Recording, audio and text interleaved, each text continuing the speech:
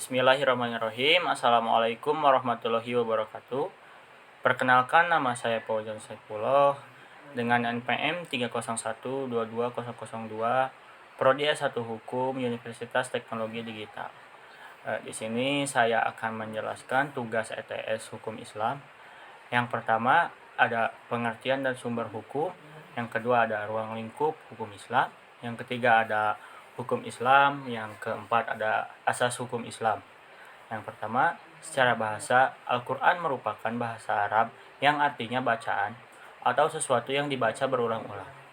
Secara terminologi, Al-Quran dapat diartikan sebagai kalam Allah yang diturunkan pada Nabi Muhammad SAW dari surat Al-Fatihah dan berakhir dengan surat An-Nas.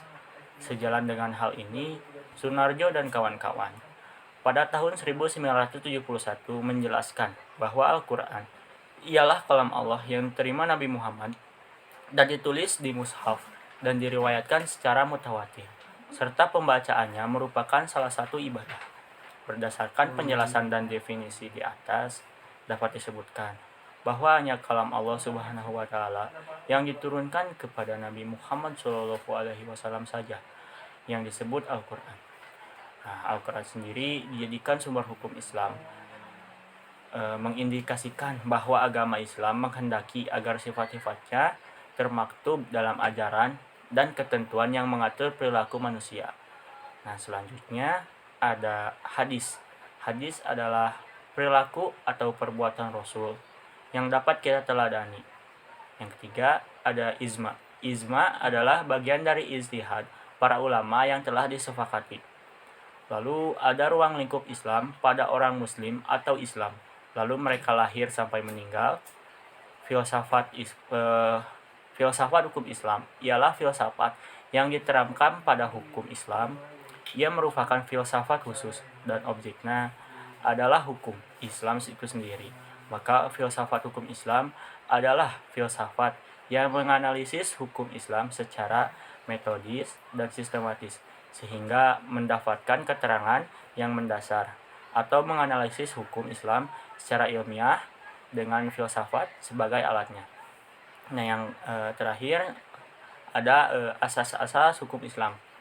Yang bagian pertama ada asas tidak memberatkan dalam firman-Nya. Allah menyampaikan bahwa tidak akan memberatkan seseorang di luar batas kemampuannya, apalagi dalam urusan agama. Yang kedua ada asas tidak memperbanyak beban atau asas tidak memperbanyak beban. Qilatu al-taklif adalah suatu asas yang tidak memberikan banyak beban kepada hambanya, sehingga ada kewajiban dan larangan tidak memberatkan, dan menjalankannya tidak menimbulkan kepayahan dan penderitaan. Asas ini berdasar pada firman Allah, Quran Surat Al-Ma'idah ayat 101. Tiga asas al-tadrij, bertahap atau gradual. Asas ini merupakan atau menunjukkan bahwa pada mulanya penerapan hukum Islam tidak dilakukan secara sekaligus, melainkan secara bertahap atau secara berkala, sebagaimana Islam ke Indonesia juga bertahap, yang dimana Islam ke Indonesia itu dibawa oleh para pedagang. Mungkin sekian yang dapat saya sampaikan, kurang lebihnya mohon dimaafkan. Wabillahi taufiq wal hidayah. Wassalamualaikum warahmatullahi wabarakatuh.